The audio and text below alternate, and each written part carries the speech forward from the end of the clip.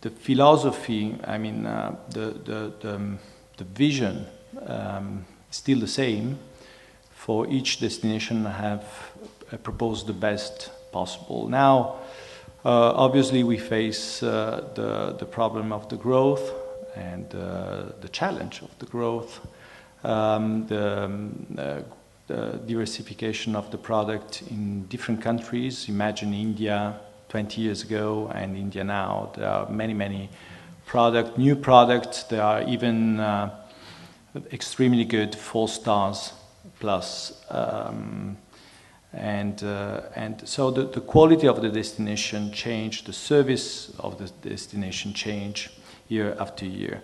So we did many kind of diversification. We started with more cultural tours. Now we have a combination of different experience, and we are trying to combine in a tailor-made way FITs, groups, closed groups, incentive, kind of typology of product.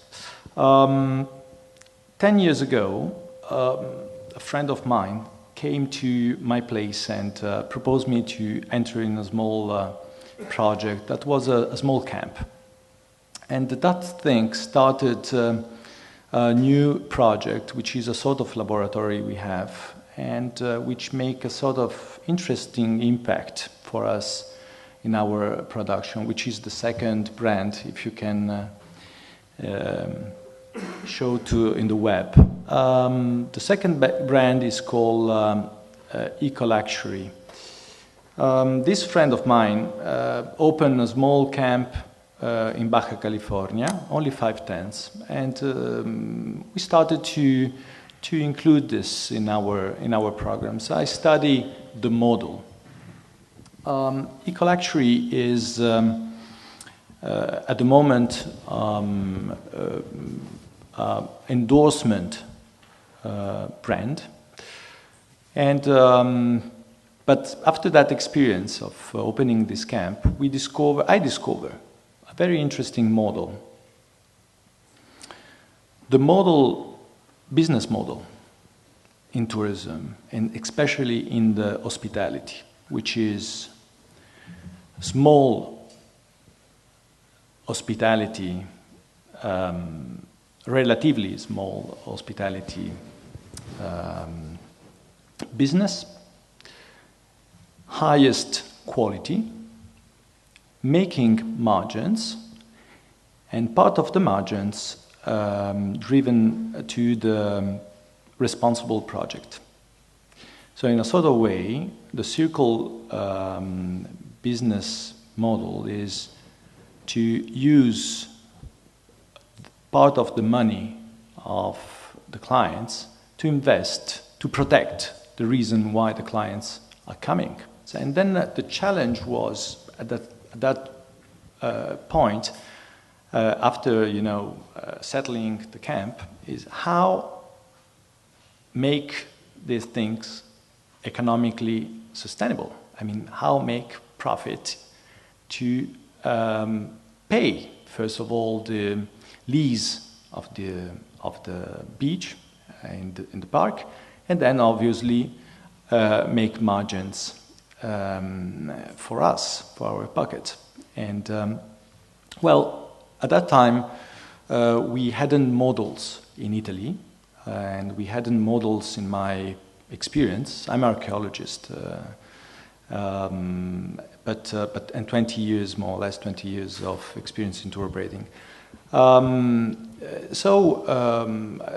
I went to Africa, where, as I told you, this kind of model started. And I discovered fantastic companies that were doing this model alone, individually, or as a big group like Wilderness or CC Africa. Now there is CC Africa changed the name and beyond. So they are huge companies, and each of them they have camp, small, according to the park rules, but basically all of them are not bigger than 20 rooms, 20 tents, 25 tents.